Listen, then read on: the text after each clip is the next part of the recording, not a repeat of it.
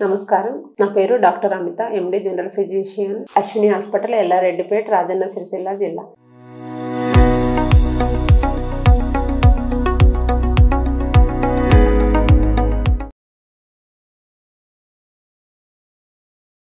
ఇప్పుడు మనం హైపోకాల్సిమియా అంటే కాల్షియం లెవెల్స్ తక్కువగా ఉన్న పేషెంట్స్ గురించి తెలుసుకుందాం.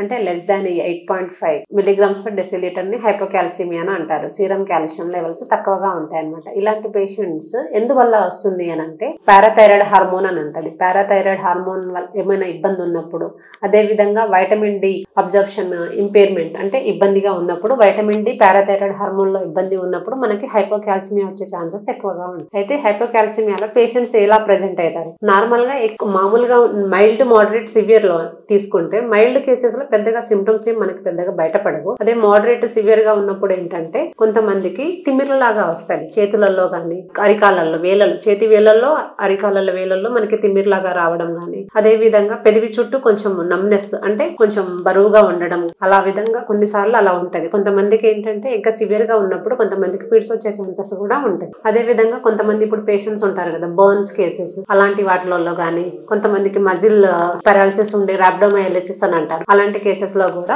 మనము హైపోకాల్సిమియా చూస్తాం. అయితే ఇప్పుడు ఈ మెయిన్ రెండు అంటే పారాథైరాయిడ్ హార్మోన్ డెఫిషియన్సీ వల్ల వస్తుంది, ఇంకొకటి వైటమిన్ డి అబ్జర్ప్షన్స్ వల్ల, రెండింటి మెయిన్ కారణాల వల్ల వస్తుంది మనకు అన్నమాట. అయితే ఇలాంటివి వచ్చినప్పుడు ఏంటంటే ఇప్పుడు పారాథైరాయిడ్ లో ఏంటంటే పారాథైరాయిడ్ హార్మోన్ ఏజెన్సీస్ అంటే రాదు, అంటే పుట్టుకతోటే ఉండదు కొన్నిసార్లు. అదే విధంగా డిస్ట్రక్షన్ అంటే పారాథైరాయిడ్ హార్మోన్ డిస్ట్రక్షన్స్ వల్ల కూడా హైపోకాల్సిమియా వస్తుంది. ఎందువల్ల అంటే సర్జరీస్ వల్ల గానీ, ఇర్రేడియేషన్స్ అని అంటారు కొన్ని కారణాల వల్ల. అదే విధంగా కొంతమందిలో ఏంటంటే సెకండరీ టు హైపోమెగ్నీషియా వల్ల కూడా హైపోకాల్సిమియా కూడా వస్తుంది అన్నమాట. ఓకే, అదే విధంగా వైటమిన్ డి డెఫిషియన్సీ అంటే హైపర్ పారాథైరాయిడిజం ఉండి వైటమిన్ డి లెవెల్ తక్కువ ఉంటుంది. ఇలాంటి పేషెంట్స్ లో అంటే ఇప్పుడు కొన్ని సికేడి కేసెస్ అంటే కిడ్నీ ఫెయిల్యూర్ పేషెంట్స్ లో కూడా హైపోకాల్సిమియా ఉంటుంది.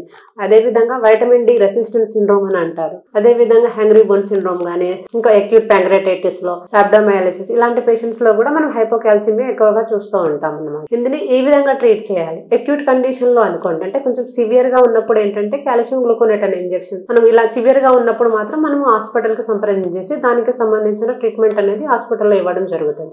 అదే విధంగా ఎప్పటి నుంచో మైల్డ్ మోడరేట్ అలా ఉన్న పేషెంట్స్ కి ఏంటంటే మనం కాల్షియం సప్లిమెంట్స్ గానీ, వైటమిన్ డి సప్లిమెంట్స్ గానీ మనం ఇవ్వడం జరుగుతుంది అన్నమాట. కాల్షియం సప్లిమెంట్స్ అని అంటే మనం ఒక రోజుకి 1000 నుంచి 1500 మిల్లీగ్రామ్స్ పర్ డే కూడా అలా సప్లిమెంటేషన్ అనేది మనం అడ్వైస్ చేస్తాం, డిపెండింగ్ ఆన్ సివియారిటీ. అదే విధంగా వైటమిన్ డి కూడా సప్లిమెంటేషన్ మనం అడ్వైస్ చేస్తాం. ఆ విధంగా మనం హైపోకాల్సిమియా సిమ్టమ్స్ ని, ఎందుకంటే హైపోకాల్సిమియాలో ఎక్కువగా పారాస్థిసియాస్ తో చాలా మంది ప్రెజెంట్ అవుతారు. సో దాని వల్ల వీక్నెస్ బాగా అనిపిస్తుంది. ఇంకా చాలా మంది ఓల్డ్ ఏజ్ లో చాలా ఎక్కువగా వస్తూ ఉంటది హైపోకాల్సిమియా. సో మీకు ఏమైనా ఇబ్బంది అలా అనిపించినప్పుడు మీరు హాస్పిటల్కి వచ్చి సంప్రదించండి. Thank you.